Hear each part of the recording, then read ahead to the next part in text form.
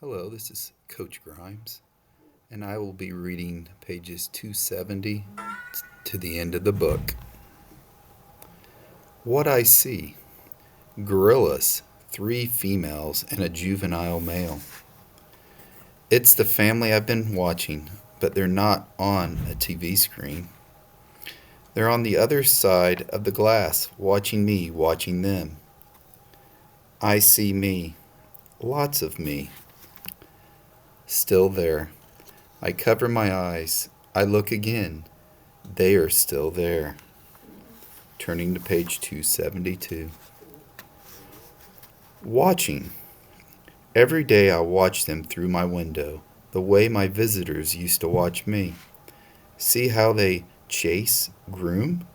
See how they play, sleep. See how they live. They're graceful the way Stella was, moving just enough, only as much as they need. They stare at me, heads tilted, pointing and hooting, and I wonder, are they as fascinated by me as I am by them? She. Her hoots make my ears hurt. I admire her intact canines from afar. Her name is Kenyani. She is faster than I am, spry and probably smarter, although I am twice her size, and that too is important. She is terrifying and beautiful like a painting that moves. Turning to page 274. Door. Today the humans led me to a door. On the other side, Kenyani and the others wait for me. I'm not ready for this. I'm not ready to be a silverback.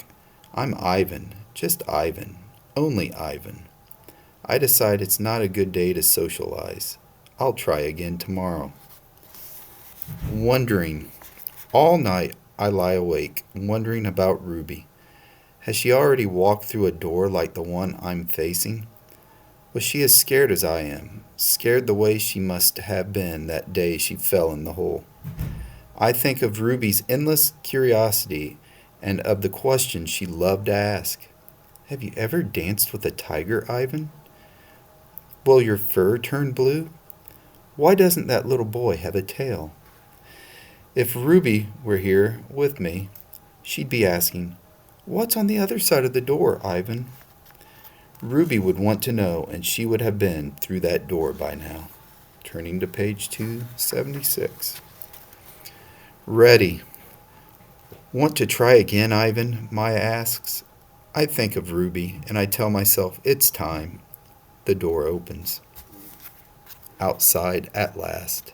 Sky. Grass. Tree. Ant. Stick. Bird.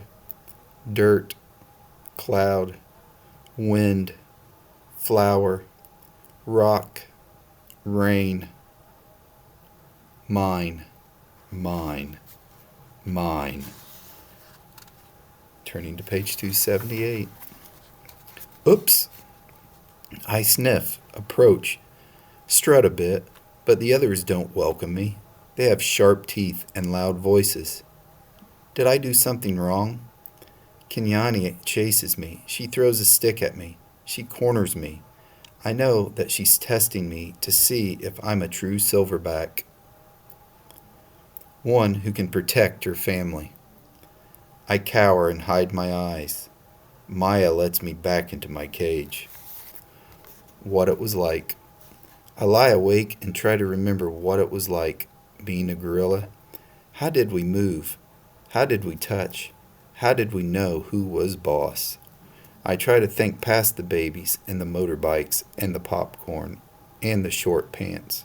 I try to imagine Ivan as he might have been. Turning to page 280. Pretending.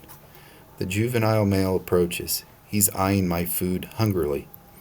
I imagine a different Ivan, my father's son. I grumble and swat and swagger. I beat my chest till the whole world hears. Kenyani watches, and so do the others. I move toward the young upstart and he retreats, almost as if he believes I'm the silverback I'm pretending to be. Nest. I'm making a nest on the ground. It isn't a true jungle nest. The leaves are inferior and the sticks are brittle. They snap when I weave them into place. The others watch, grunting their disapproval. Too small, too flimsy, an ugly thing to see. But when I climb into that leafy cradle, it's like floating on treetop mist. Turning to page 282. More TV. Maya wants me to go back to my glass cage. I can tell because she is tempting me towards the door with a trail of tiny marshmallows. I try to ignore her. I don't want to leave the outside. It's a cloudless day, and I've found just the right spot for a nap. But I relent when she adds yogurt raisins to the trail. She knows my weaknesses all too well. In the glass cage, the TV is on. It's another nature show, jerky and unfocused. I expect to see gorillas, but none appear. I hear a shrill sound, like a toy trumpet. My heart quickens. I rush close to the screen, and there she is. Ruby. She is rolling in a lovely pool of mud with two other young elephants. Another elephant approaches. She towers over Ruby. She strokes Ruby, nudges her. She makes soft noises. They stand side by side just the way Stella and Ruby used to. Their trunks entwine. I see something new in Ruby's eyes, and I know what it is. It's joy. I watch the whole thing, and then Maya plays it again for me, and again. At last, she turns off the TV and carries it out of the cage. I put my hand to the glass. Maya looks over. Thank you, I try to say with my eyes. Thank you. Turning to page 285. It. Kenyani ambles towards me. She taps me on the shoulder and Knuckle runs away. I watch her, arms crossed over my chest. I'm careful not to make a sound. I'm not sure what we're doing. She ambles back, shoves at me, dashes past, and then I realize what's happening. We're playing tag, and I'm it. Romance. Make eye contact. Show your form. Strut. Grunt. Throw a stick. Grunt some more. Make some moves. Romance is hard work. It looks so easy on TV. I'm not sure I will ever get the hang of it. Turning to page 286. More about romance. I wish Bob were here. I could use some advice. I try to recall all the romance movies we watched together. I remember the talking, the hugging, the face licking. I'm not very good at this, but it's fun trying. Grooming. Is there anything sweeter than the touch of another as she pulls a dead bug from your fur? Turning to page 288. Talk. Gorillas aren't chatty, like humans prone to gossip and bad jokes. But now and again we swap a story under the sun. One day it's my turn. I tell my troop about Mac and Ruby and Bob and Stella and Julia and George, about my mother and father and sister. When I am done, they look away, silent. Kenyani moves closer. Her shoulder brushes mine, and we let the sun soak into our fur together. The top of the hill. I've explored every nook and cranny of this place, except for a hill at the far end where workers have been repairing a wall. They're finally gone. They've left behind fresh white brick and a mound of black dirt. While the others laze in the morning sun, I want to explore the hilltop. They've been there before, and I have not. Everything is still fresh in my eyes. I take my time going uphill, savoring the feel of grass on my knuckles. The breeze carries the shouts of children and the drowsy hum of bumblebees. Near the top of the hill is a low-limbed tree, the kind my sister would have loved. The wall is endless, clean and white, stretching far down to the habitats beyond my own. It's high and, page 290, and wide, carefully built to keep us in and others out. This is, after all, still a cage. It rained last night, and the pile of dirt is soft to the touch. I scoop up a handful and breathe in the loamy smell. It's a rich brown color, heavy and cool in my palm, and the wall waits like an endless blank billboard. The wall. It's a big wall, but it's a big pile of dirt, and I'm a big artist. I slap handfuls of mud on the warm cement. I make a handprint. I tap my nose with a muddy finger. I make a nose print. I slide my palms up and down. The mud is thick and hard to use, but I keep moving and scooping and spreading. I don't know what I'm making, and I don't care. I make swoops and swirls and thick lines, figures and shapes, light and shadow. I'm an artist at work. Turning to page 292. When I'm done, I step back to admire my work, but it's a large canvas, and I'd like to get a better view. I go to the thick-limbed tree and grab the lowest branch. I try to swing my legs. Oomph! I land hard. I'm too big to climb, I suppose. I try again anyway, and this time I pull myself onto the first limb, gasping for breath. One more limb, two, and I can't go any farther. Perched halfway up the tree, I see my troop, still dozing contentedly. I take in the wall, splattered and splashed with mud. Not much color, but lots of movements. I like it. It feels dreamy and wild, like something Julia might have made. From my seat in the tree, I can see beyond the wall.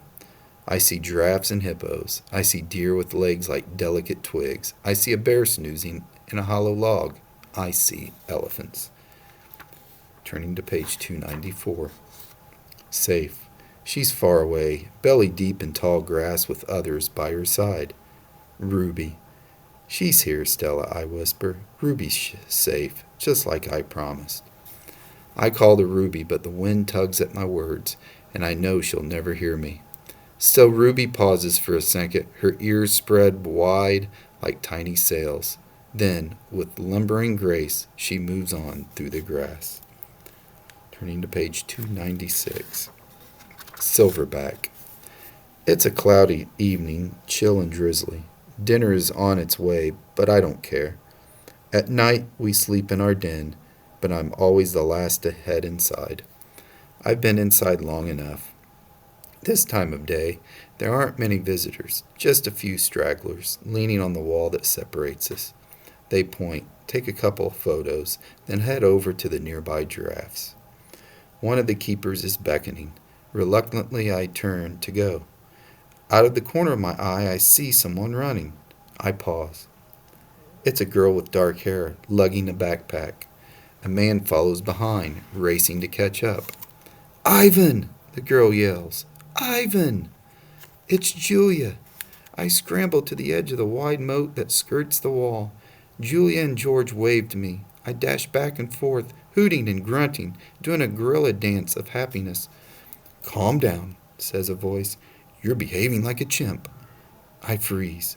A tiny, nut-brown, big-eared head pops out of Julia's backpack.